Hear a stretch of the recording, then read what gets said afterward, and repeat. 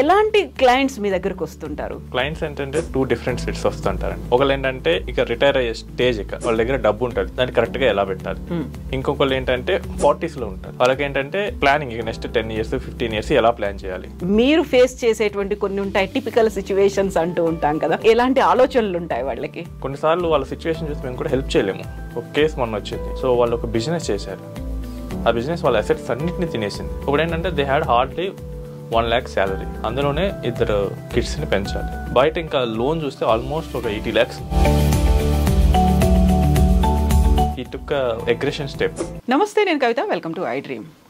యూజువల్గా ఎవరికైనా financial ప్లానింగ్లు, మేనేజ్మెంట్లు, risk ఫ్యాక్టర్లు ఇవన్నీ ఆలోచించే నిజంగా మనం ఇన్వెస్ట్ చేయాలా, ఏ మ్యూచువల్ ఫండ్స్ బెటర్, ఇలాంటివన్నీ ఆలోచిస్తుంటాం. బట్ అదే ఫైనాన్షియల్ ఎక్స్పర్ట్ ఆలోచనలు ఎలా ఉంటాయి, వాళ్ళు డీల్ చేసేటువంటి క్లయింట్లు ఎలా ఉంటారు, టఫ్ సిచ్యువేషన్స్ ఏముంటాయి, రిస్క్ ఫ్యాక్టర్స్ ఏముంటాయి, ఎలా అవాయిడ్ చేస్తుంటారు, ఎలాంటి సజెషన్స్ ఇస్తుంటారు, మాట్లాడుకుందాం. మనతో పాటుగా ఉన్నారు ఫైనాన్షియల్ ఎక్స్పర్ట్ సాయిరామ్ గారు. హలో అండి సాయిరామ్ గారు, నమస్తే. నమస్తే మేడం. నమస్తే అండి. సో యూజువల్గా మనం ఇన్ని రోజులు ఇంతకాలం ప్రతి ఎపిసోడ్లో క్లయింట్ల గురించి మాట్లాడుకున్నాం. మీ దగ్గరకు వచ్చే కస్టమర్లకి మీరు అడ్వైజులు ఇస్తూ వస్తూ ఉంటారు. మీ దగ్గరకు వచ్చే వాళ్ళకి మీరు ఫేస్ చేసేటువంటి కొన్ని ఉంటాయి, టిపికల్ సిచ్యువేషన్స్ అంటూ ఉంటాం కదా, అందరూ ఒకేలా ఉండరు, డిఫరెంట్గా ఆలోచిస్తుంటారు, వాళ్ళకి డిఫరెంట్ సజెషన్స్ ఇవ్వాల్సి ఉంటుంది. ఎలాంటి క్లయింట్స్ మీ దగ్గరకు వస్తుంటారు, ఎలాంటి ఆలోచనలు ఉంటాయి వాళ్ళకి? సో క్లయింట్స్ ఏంటంటే 2 డిఫరెంట్ సెట్స్ వస్తుంటారండి. ఒకళ్ళు ఏంటంటే ఇక రిటైర్ అయ్యే స్టేజ్, ఇక వాళ్ళ దగ్గర డబ్బు ఉంటుంది, దాన్ని కరెక్ట్గా ఎలా పెట్టాలి. ఇంకొకళ్ళు ఏంటంటే 40s లో ఉంటారు, వాళ్ళకి ఏంటంటే ప్లానింగ్, ఇక నెక్స్ట్ 10 years 15 years ఎలా ప్లాన్ చేయాలి. ఈ మెయిన్ 2 ఏజ్ వాళ్ళు ఇస్తూ ఉంటారు. వీళ్ళు వచ్చేవాళ్ళు 40s లో ఉండేవాళ్ళు మెయిన్గా ఎన్ఆర్ఎస్ కూడా ఉంటూ ఉంటారు. సో ఇక్కడ వచ్చేది ఏంటంటే పర్సన్ టు పర్సన్ కూడా డిఫరెంట్గా ఉంటుంది. కొన్నిసార్లు వాళ్ళ సిచ్యువేషన్ చూసి మేము కూడా హెల్ప్ చేయలేము. ఒక కేసు మొన్న వచ్చింది. సో వాళ్ళు ఒక బిజినెస్ చేశారు, ఆ బిజినెస్ వాళ్ళ అసెట్స్ అన్నింటినీ తినేసింది. ఓకే, కోవిడ్ వల్ల లాస్ అయ్యి. ఇప్పుడు ఏంటంటే they had hardly 1 lakh salary, అందులోనే 2 kids ని పెంచాలి. బయట ఇంకా లోన్ చూస్తే ఆల్మోస్ట్ ఒక 80 lakhs ఉంది. ఇంక చేయడానికి ఏం లేదు అక్కడ సినారియో. సో అసలు ఎంత ట్రై చేశాను ఆ రోజు చేద్దామని చెప్పేసి ప్లానింగ్, అసలు ఫినాన్షియల్ ప్లానింగ్ వల్ల అది అవ్వదు. ఎందుకంటే he has no assets, he took aggression step. So మనకేంటంటే అంతా బాగానే ఉంటే అని చెప్పేసి దిగుతారు చాలామంది బిజినెస్లకి.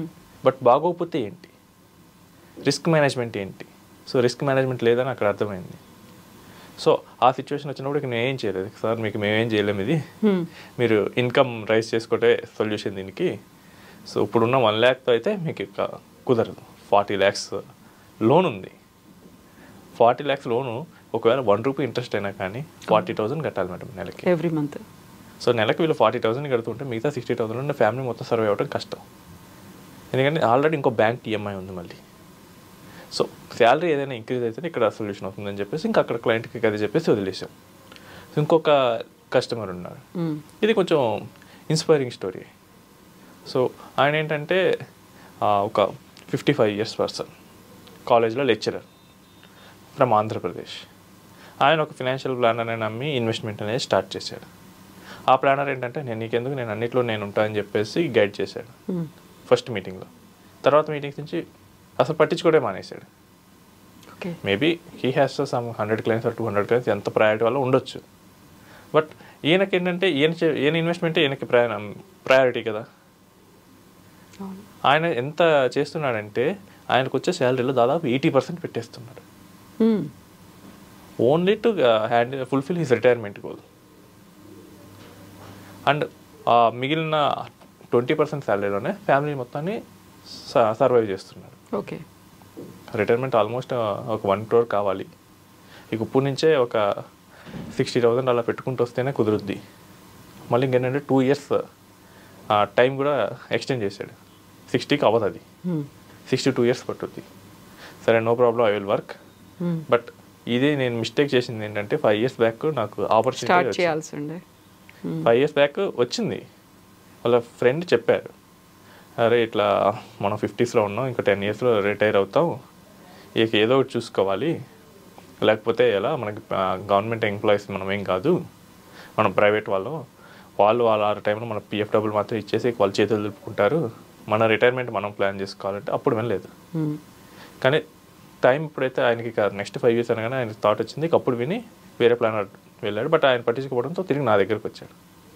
నేను కొంచెం హ్యాండిల్ చేశాను, కంఫర్టబుల్గా గైడెన్స్ ఇచ్చాను. ఇక ఈయన ఈ చేసిన మిస్టేక్ని వేరే వాళ్ళు ఎవరు చేయకూడదని ఆయన దగ్గరికి వచ్చే ప్రతి ఒక్కరికి ఆయన ప్లానింగ్ చెప్తూ ఉన్నాడు. బాబు మీరు 30sలోనే ప్లాన్ చేసుకోండి. మీరు అనుకుంటారు కానీ ఈవెన్ మీ 60sకి వచ్చేసరికి మీ దగ్గర 1 కోటి 2 కోట్లు ఉన్నా కానీ దాని మీద వచ్చే ఇంట్రెస్ట్ మీరు జస్ట్ ఆ వెజిటేబుల్స్ కొనుక్కోవడానికి మాత్రమే సరిపోతాయి. ఇన్ఫ్లేషన్ అంత భయంకరంగా ఉంటుంది. నాకు ఈరోజు 30,000 కాస్ట్ అవుతుంది. నా 30sలో ఉన్నప్పుడు అది ఆల్మోస్ట్ మా 1 year house hold expenses cost. So inflation అనేది చాలా భయంకరంగా ఉంటుంది, మీరు అనుకున్నంత ఈజీగా ఉండదు అని చెప్పేసి ఆయన ఎడ్యుకేట్ చేయడం మొదలుపెట్టారు. అది ఒక డిఫరెంట్ స్టోరీ. ఇంకొంతమంది ఏంటంటే మిస్టేక్స్ చేస్తారు బట్ దాన్ని ఒప్పుకోరు. ఒక అతను ఏంటంటే ఆల్మోస్ట్ ఒక 500 స్టాక్స్లో ఇన్వెస్ట్ చేశాడు. మ్యూచువల్ ఫండ్స్ స్టాక్స్ మొత్తం కలిపి సెక్యూరిటీస్ 500 ఉన్నాయి. ఇన్ని ఎందుకు చేశారు, ఇది తప్పు కదా అంటే లేదు నాకు రిటర్న్స్ ఇస్తానే అంటాడు. ఓకే, డేటాతో ప్రూవ్ చేసినా కానీ ఆయనదే కరెక్ట్ అంటాడు. ఇలాంటి మనం ఏమంటారు, మనం చెప్పిన విన్న వాళ్ళు కూడా వస్తూ ఉంటారు ఇక. సో వీళ్ళని ఏంటంటే జనరల్గా మేము క్లయింట్స్ దగ్గర నుంచి వాళ్ళు ఏమైనా మిస్టేక్స్ చేస్తే వాటి నుంచి మేము నేర్చుకొని కొత్త వాళ్ళకి చెప్తూ ఉంటాం. Okay, so better avoid this, ఇలా చేయొద్దు. సో మనం ఇందాక ప్రీవియస్ మీటింగ్లో మనం మాట్లాడుకున్నాం బ్యాలెన్స్ ట్రాన్స్ఫర్ చేసి స్టెప్ అప్ లోన్ తీసుకోవటం. అది నాకు ఒక క్లయింట్ చెప్పాడు, ఆయన దగ్గర నుంచి నేను నేర్చుకున్నా. సో ఒక్కొక్క క్లయింట్ నుంచి మనం డిఫరెంట్ స్టోరీస్ వింటూ ఉంటాం, వాళ్ళ లైఫ్స్ ఎలా ఉంటాయి, వాళ్ళ థింగ్స్ ఏంటంటే వాళ్ళ ప్రాబ్లమ్స్ ఏంటి. సో ఇవన్నీ రెసిడెంట్ ఇండియన్స్కి ఒక సెట్ ఆఫ్ ప్రాబ్లం ఉంటాయి, ఎన్ఆర్ఐస్కి ఇంకో సెట్ ప్రాబ్లం ఉంటుంది. ఎన్ఆర్ఐస్కి ఏంటంటే వాళ్ళు సంపాదిస్తారు కానీ హ్యాపీనెస్ ఉండదు, ఎక్కడో హోమ్ కంట్రీ అయితే దూరంగా బతకాలి, ఆ పక్కన వాళ్ళతో పెద్ద సంబంధాలు ఉండవు, ఉన్నది మొత్తం సేవ్ చేసుకుంటానే ఉంటారు వాళ్ళు. అదే పర్సన్ ఇక్కడ ఉంటే కనుక చాలా హ్యాపీగా స్పెండ్ చేయగలరు. బట్ అక్కడైతే ఈవెన్ ఒక క్లయింట్ చెప్పారు అంటే ఆయన జస్ట్ 25 years కానీ ముందు చూపుతోనే ఇంకా మొదలు పెట్టాడు ఇన్వెస్ట్మెంట్.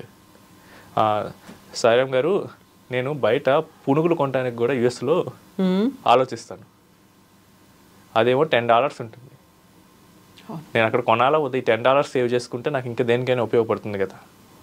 ఈవెన్ కూరగాయల్లో కూడా వాళ్ళు చూస్తారు ఏ కూరగాయలు తీసుకోవాలి. సో నాకు ఇక్కడ దొరికేటట్లు అన్ని ఫ్రెష్గా కావాలంటే కుదరదు, అక్కడంతా ఫ్రోజన్ ఫుడ్ ఉంటుంది. సో మొత్తం లైఫ్ స్టైల్ అక్కడ డిఫరెంట్ ఉంటుంది, వాళ్ళు మొత్తం సేవింగ్ మెంటాలిటీలోనే ఉంటారు. సో వాళ్ళు ఏంటంటే ఇండియాకి తొందరగా రావాలనుకుంటారు. ఇక్కడ ఈ ప్రెషర్లో మనం చేయలేము. వాళ్ళకి ఏంటంటే మెంటల్ ప్రెషర్ బిల్డ్ అవుతూ ఉంటుంది. సో దూరంగా ఉంటాం హోమ్ కంట్రీకి, ఎక్కడో తెలియని చోట బతకాలి. అంతా ఏంటంటే శాలరీ వస్తుందంటే వస్తుంది కానీ చుట్టుపక్కల పలకరించే వాళ్ళు ఎక్కువ ఉంటారు, ఐసోలేటెడ్ ఫీలింగ్ వస్తూ ఉంటుంది. అదేంటంటే ప్రెషర్ పెరిగి వాళ్ళ 30sలో ఏంటంటే ఇంకా వాళ్ళు డిసైడ్ అయిపోతారు ఇంకా నెక్స్ట్ ఇండియా వచ్చేద్దాం. బట్ అదేంటంటే కొంచెం ఎర్లీగానే ప్లాన్ చేసుకుంటూ ఉండాల్సి వస్తుంది. సో ఒక్కొక్క క్లయింట్కి డిఫరెంట్ స్టోరీస్ వస్తాయి. ఇందులో రిస్క్ ఫ్యాక్టర్స్ కూడా ఉంటాయి కదా, ఎవరికైనా సజెస్ట్ చేద్దామంటే ఎలా తీసుకుంటారు అనేదో, లేకుంటే వాళ్ళు డిఫాల్టర్స్గా ఉన్నారా ఏంటి అనేది కూడా. రిస్క్ ఫ్యాక్టర్స్ కాదు, ట్రస్ట్ ఫ్యాక్టర్ మా వైపు వస్తుంది. ఓకే, సో బీయింగ్ ఎన్ఆర్ఐస్ కానీ కొంతమంది అంటే ఇన్వెస్ట్మెంట్స్ మీద నాలెడ్జ్ లేని వాళ్ళు కానీ ఈ ఇన్వెస్ట్మెంట్ మీకు ఇస్తే ఎలా, మార్కెట్లో ఏమవుతుంది, చాలా ఫ్రాడ్స్ నడుస్తున్నాయి, మీకేంటి, ఓకే ఈ క్వశ్చన్ అయితే చాలా కామన్గా అడుగుతారు.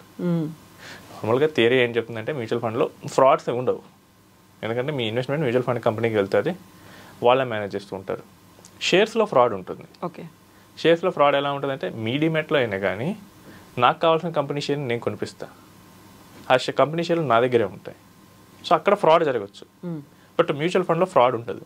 అండ్ ఇంకోటి ఏంటంటే ఇక్కడ డైరెక్ట్గా పేమెంట్ అనేది ఇతర స్టాక్ ఎక్స్చేంజ్కి కానీ మ్యూచువల్ ఫండ్ కంపెనీకి కానీ మీరు పే చేస్తూ ఉంటారు. At any point of time మీరు అడ్వైజర్కి అనేది పే చేయరు, బట్ దాన్నే వాళ్ళకి ఓపిక్గా ఎక్స్ప్లెయిన్ చేస్తూ ఉండాలి.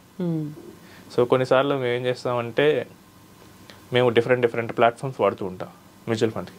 అంత నాలెడ్జ్ ఉన్న వాళ్ళంటే దే కెన్ అండర్స్టాండ్ ఇక్కడ ఫ్రాడ్ ఉండదు అంతా ఉందని. బట్ ఫస్ట్ టైం ఇన్వెస్టర్స్ కానీ కొంతమంది ఎన్ఆర్ఎస్ కానీ వీళ్ళు ఏం చేస్తుంటారంటే భయపడుతుంటారు. ఇంకా అప్పుడు ఏం చేస్తారంటే ఇద్దరు we use national stock exchange are Bombay stock exchange. కొంతమంది వాటికి కూడా ఒప్పుకోరు, అప్పుడు ఏం చేస్తామంటే డైరెక్ట్గా ఏఎంసీ వెబ్సైట్లు ఉంటాయి, ఓకే, ఎస్బీఐ మ్యూచువల్ ఫండ్ కానీ, ఆ వెబ్సైట్ నుంచి విల్ ట్రై టు ఇనిషియేట్. ఒక్క కేసులో అయితే అది కూడా ఒప్పుకోలేదు. క్లయింట్ని చేతే సొంతగా ఆయన చేతే డైరెక్ట్గా వెళ్ళి ఆ ఇన్వెస్ట్మెంట్ ప్రాసెస్ మొత్తం ఆన్లైన్లో గైడ్ చేయించాం. ఇంకా ఓల్డ్ ఏజ్ వాళ్ళు వచ్చారనుకోండి, అది ఇంకా డిఫరెంట్ స్టోరీ. వాళ్ళకి ఈమెయిల్ యాక్సెప్ట్ చేయడం రాదు. అక్కడ ఏంటంటే ఫిజికల్గా చేయాల్సి వస్తుంది. Everything should be done in offline way. So trust అనేది వాళ్ళకి ఏంటంటే అలవాటు అయ్యేంత వరకు కొంచెం డౌట్ఫుల్గానే ఉంటూ ఉంటారు. ఎందుకంటే ఈ ఫ్రాడ్స్ ఇది చూశారు, సో కరెక్టా కాదా అనుకుంటూ ఉంటారు. So first time trust build చేసేటప్పుడు కొంచెం టైం పట్టుద్ది మాకు. అసలే రిస్క్ ఫ్యాక్టర్స్ ఉన్నాయి అనుకున్నప్పుడు అక్కడ ట్రస్ట్ ఫ్యాక్టర్ కూడా ఉంది అంటే చిన్న అమౌంట్లు అయితే వాళ్ళు ఏం వరీ అవ్వరు. వచ్చే వాళ్ళు ఏం చేస్తారంటే 50 lakhs పెడతా అంటారు. ఇంకొకరైనా వాళ్ళకి జీవితకాలం సంపాదన. సో ఒక అతను అయితే ఆల్మోస్ట్ ఒక 80 lakhs రిటైర్మెంట్ కార్పస్ వచ్చింది. సో అది ఇచ్చే ముందు అయితే చాలా మదన పడ్డాడంటే లోపల, వీళ్ళకి ఇస్తే ఏంటి, ఒకవేళ పోతే మొత్తం అయిపోతుంది కదా. సో చాలా సార్లు వేసుకున్న తర్వాత ఆయన ఓన్గా రీసెర్చ్ కూడా కొంచెం చేసుకున్నాడంట. తర్వాత ఇక అది కూడా డౌట్ఫుల్గానే ఇచ్చాడంట. Okay, but once investment start growing, ఆయనకి మంత్లీ అమౌంట్స్ రావటం చూసి ఇంక అప్పుడు ఆయన ఓకే ఇది ట్రూవే, ఇలానే జరుగుతాయి ఆయన ఫ్రెండ్స్కి రిఫర్ చేయడం మొదలెట్టాడు. సో చాలామంది ఏంటంటే పెద్ద అమౌంట్స్ ట్రాన్స్ఫర్ చేసేటప్పుడు అయితే చాలా భయపడుతూ ఉంటారు, నాలెడ్జ్ లేకపోతే, ఫస్ట్ టైం ఇన్వెస్టర్స్ అయినా. అక్కడ ఏంటంటే కొంచెం ఓపిక్గా హ్యాండ్ హోల్డింగ్ గెట్ చేయాలి. ఒక్కొక్కసారి ఏమవుతుందంటే మార్కెట్ పడిపోయింది, ఆ టైంలో వీళ్ళు ఈ డౌట్లో ఉంటారు, ఇంకా అప్పుడు ఆపర్చునిటీ అయితే మిస్ అవుతుంది. ఇంకా అక్కడ ఏం చేయలేము, ఎందుకంటే నేను తొందర పెడితే అది నెగిటివ్ ఇంపాక్ట్ వస్తుంది క్లయింట్కి. సో ఇంకా ఎలా డీల్ చేస్తారు అనేది. హైదరాబాద్లో ఉంటే కనుక డైరెక్ట్గా ఏఎంసీ ఆఫీస్కి తీసుకెళ్తామండి. విజయవాడలో ఉన్నా కానీ అక్కడ నాకు ఏఎంసీ ఆఫీసర్లు తెలుసు. ఈ 2 ప్లేసెస్ కాకుండా అవుట్ సైడ్ ఉంటేనే నాకు మెయిన్గా ప్రాబ్లం వస్తుంది. ఎందుకంటే it will take some time to build the trust. ఒక్క రోజులో అయితే వచ్చేది ఏం కాదు, పోగొట్టుకోవడం అయితే ఒక్క రోజులో అవుతుంది, బట్ ట్రస్ట్ క్రియేట్ చేసుకోవడం it will take some time. మనకి ఏంటంటే అక్కడ పేషెన్స్గానే ఉంటాం. బట్ ఏంటంటే నేను చెప్పినట్టు మార్కెట్ మొన్న మార్చిలో మార్కెట్ పడింది, ఒక పెద్ద ఇన్వెస్ట్మెంట్ చెక్ ఉంది, బట్ వాళ్ళు ఏంటంటే భయపడుతూ ఉన్నారు. సో ఆ ఆపర్చునిటీ మిస్ అయింది. మళ్ళీ అలాంటి ఆపర్చునిటీస్ వచ్చినప్పుడు దాకా ఇంకా వాళ్ళు కూడా రిగ్రెట్ అవుతారు తర్వాత. సో ఇలాంటి ప్రాబ్లమ్స్ అనేది జరుగుతూనే ఉంటాయి ఫీల్డ్లో కామన్గా. సో ట్రస్ట్ క్రియేట్ చేసుకోవడమే కాదు, దాన్ని కంటిన్యూ చేయడం కూడా. ట్రస్ట్ కంటిన్యూ చేయడం, ఎందుకంటే వాళ్ళు తిరిగి ఫోన్ చేసినప్పుడు మనం ఎత్తాలి, అట్లీస్ట్ ఎత్తకపోయినా వాట్సాప్లో ఒక మెసేజ్ పెట్టాలి.